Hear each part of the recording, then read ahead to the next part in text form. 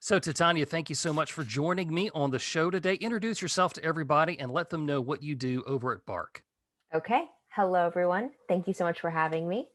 My name is Titania Jordan, like you said, and I am the Chief Parenting Officer at Bark.us, which is a tech company tasked with keeping kids safer online all across the nation. And to date, we're actually helping to protect over 5.5 million. So it's incredible. Very cool. Learning how the internet and social media is really changing parenting is something that's kind of different for us. When you and I were growing up, there was no internet, there was no social media. What's it like to be a teenager these days in the world of social media? It's hard. It's really hard. It's fun, but it's also really hard. And it's never off, like Hmm. unless you're asleep. Hmm. And even then, you're probably not sleeping very deeply if you've got the pings and the dings right by your head. Very true. I know how social media is impacting the mental health of adults. I know sometimes it impacts me. What's it like for a teenager? I mean, there's so many things going on at the same time that can work against them. Unfortunately, they are just figuring out who they are. They are building their sense of self and self confidence, which is hard to do when you're constantly comparing yourself to people that have been filtered in your feed. um, you're trying to figure out where to get your self-worth from, and it certainly shouldn't be from the amount of followers and likes and comments you have, but that's where we are. um, Emotions are raging, hormones are raging, sexual curiosity is peaking, which is great, but there's also unfettered access to some really intense stuff that isn't uh, you know an example of what actual healthy sexual relationship should be. So that's a problem. um, the ability just to capture images and video on a screen when I'd say you're at your peak of making really bad decisions is a problem. Yeah, I bet so. This is again where people our age are very glad that this stuff didn't exist when we were teenagers. So glad. So glad. I would be in a much different place, or I might not even be here, which Mm. to my next point of, mental health, um, and the mental health of our children is a really big issue. They are anxious, they are depressed, they are struggling with suicidal ideation. Suicide is the second leading cause of death now in children in this country. And so we have got to remove the stigma surrounding mental health and make sure that they know, A, they're not alone, B, they're not crazy, and C, it will get better. Very good. And it's shocking to hear that suicide is the second leading cause of death in young people. It's one of the things that I forget very, very often is as adults, our brains are fully developed. As many of the bonehead mistakes that we make during the day, our brains are fully developed. Yeah. But for kids, their brains aren't actually ready for this stuff, are they? No, you're the frontal lobe of your brain, the prefrontal cortex that is responsible for, the decision making aspects of your life, sometimes isn't fully formed until your early 20s. So, Right. And you're handing a phone to a 12-year-old and saying, "Hey, join Instagram. What could go wrong?" Right? no. Or TikTok or Twitter or Right. WhatsApp or Kick or, fill in the blank. Right, absolutely. So, I've been asked this as a dad, and I'll ask you this as a mom and somebody who has written a book on technology. You know, is there a magic age that it's okay for kids to join social media? Is it like, when they hit 13, it's completely okay now? What kind of age range are we looking at here? I love that question. I bet you get it all the time too. Every single time. Uh, it's a good question. It's also a hard question to answer because every child is different. Every child matures differently, both physically, mentally, and emotionally. And so some kids can handle certain elements of social media and tech at 10, 11. I would be very cautious about it, but sometimes they can, right? If they have really good self control, good head on their shoulders, and aren't easily tempted. But then some kids aren't ready for it, even at 16, 17, 18. You can't just make a blanket statement and say, okay, just because certain social media companies say you can be on our platform at the age of 13 doesn't mean you should. Um, there's a lot to take in there. How is your child's mental health? Do they have a propensity towards depression, anxiety, or addiction? It's really easy to fall into drug culture and even buy drugs on, let's say, Snapchat, thanks to Snap Maps. How is your child with regards to body image and the comparison trap, and feeling left out when they're not included in things that they ultimately will not be included in? you know how are they in terms of being influenced by news stories or conspiracy theories? Like, will they do the work? Will they research, or will they just take things at face value? So much to think about. So, Titania, you just said something that I want to kind of clarify for everybody. What is the comparison trap? Mm. The comparison trap is what, I'm guilty of falling into, and much more so children, of comparing your real life to everyone's digital life, everyone's filtered, Pinterest perfect, Instagram grid worthy life. Um, when somebody takes a photo, do you push that pile of clothes out of the way, or do you leave it because it's real? Dirty dishes, crazy dogs situations. Yeah. Um, it's a comparison trap. It's knowing that when you see a photo of somebody, like perhaps they maybe whitened their teeth or smoothed out some wrinkles or erased some acne or got rid of some cellulite. Like, that's the world we're living in now. And we used to look at magazines, especially as women, and be told, oh, well, that's not real, they're airbrushed, they're photoshopped. It wasn't something that we could access as like normal lay Mm, people. Now right.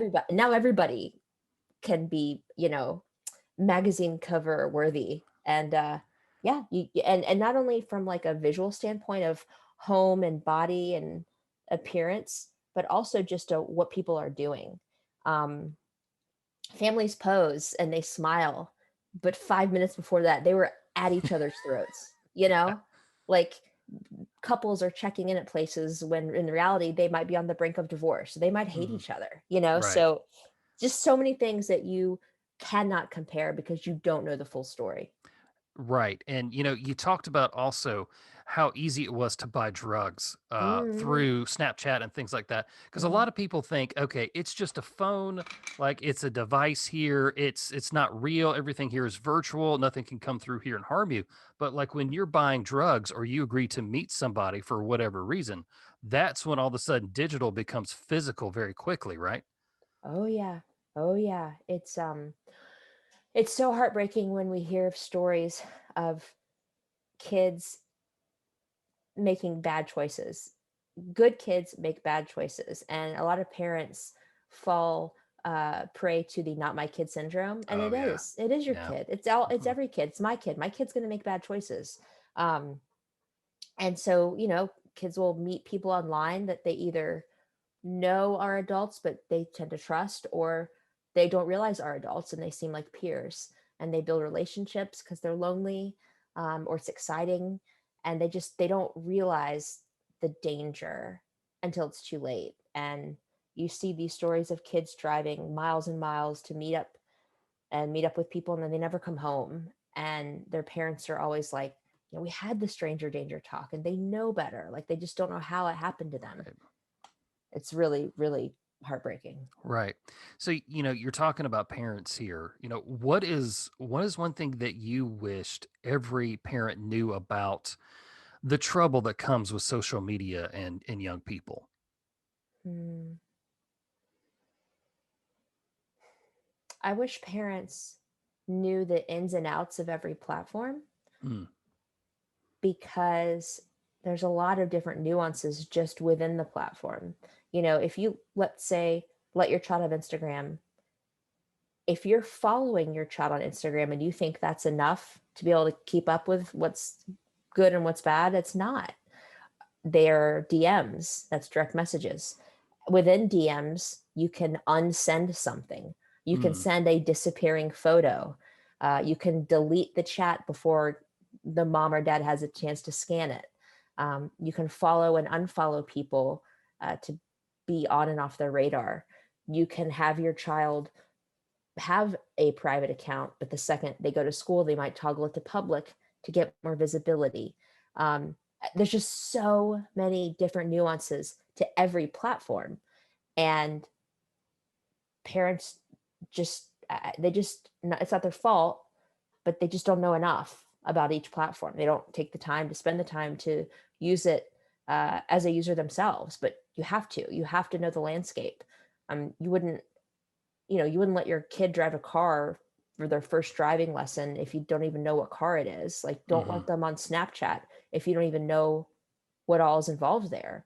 And the fact that there are stories to navigate, and with Instagram, what's on the explore page. And it's just, anyway, you Right. see where I'm going. Oh, yeah, absolutely. And so that can be daunting for parents. Is there a place that you suggest that parents start to learn about everything that's going on with social media? Yes. So I'm obviously a fan of the Bark blog, also biased, but it's actually really great. If you go to bark.us/blog, we do an incredible job, our team, of keeping up with the latest, what you need to know. When the new hot app hits, we'll write everything you know about it. And not only does the Bark blog do a great job of helping you keep track of what you need to know, but my dear friend Chris McKenna of Protect Young Eyes. Hmm. Oh, such a great dude. He is a good guy, isn't he? And yes, and so if you utilize the Protect Young Eyes blog and his app, the Protect app, he has some really great content that keeps you in the know about all of the things, the trends, everything. There's also something that we released. It's free. It's called the Barkomatic, where if you go to barkomatic.com, you tell it, what your child has, and then it will feed back to you the best parental control and monitoring options that are That out is there. very cool. That is, so it's Yeah. barkomatic.com. Yeah, barkomatic.com. So, Xbox or iPhone or iPad or, Nintendo Switch, whatever it is, go to Barkomatic, and it'll tell you how to make it as safe as possible, given what the platform or device offers, in addition to what Bark offers. Very. Um, yeah. Yeah, that sounds fantastic, and I will say I learned personally from the Bark blog, and I Oh, learned from your thanks. social media. I follow you guys on Instagram, and Yes. I don't necessarily know how I found you because my son doesn't have we haven't let him have any sort of tablet or phone or anything at this point. Yep. So when I discovered what you guys did and what you were doing, I was like, this is fantastic. So I've been following you guys closely and learning from you. So I will say, as a parent, what you're doing is working. It's fantastic. And please keep up the good work. Please tell your team that. I will. Thank you. We have the best social media team, content team. They will appreciate the feedback. Oh, very cool. I think we're kind of running out of time here. There's one Oh thing I wanted gosh. to ask you about. Do you mind sticking around and talking to me about sharenting? And we'll make this a little bonus download. I do not mind at all. And can I give one more resource? Absolutely. Because everybody loves a free resource. If you're not already part of the Parenting in a Tech World Facebook group, it's over 110,000 parents now that are in the group talking about all the things that we're talking about today. So I wanted to give that a shout out. Very good. Titania, thank you so much for your time. Where can people find out more about you and what's going on with Bark? Well, definitely find out about Bark first. That's way more interesting. So go to bark.us and you can learn about all the things. Follow us on social. Try out for the service. Try out for the service. It's free for 7 days, et cetera, et cetera. For me, just Google my name, Titania Jordan. That is my handle on all the places. I love connecting with people, and I follow back. So yeah, that's how you get in touch with me. Well, I very much appreciate your time and thank you for what you're doing. Thank you.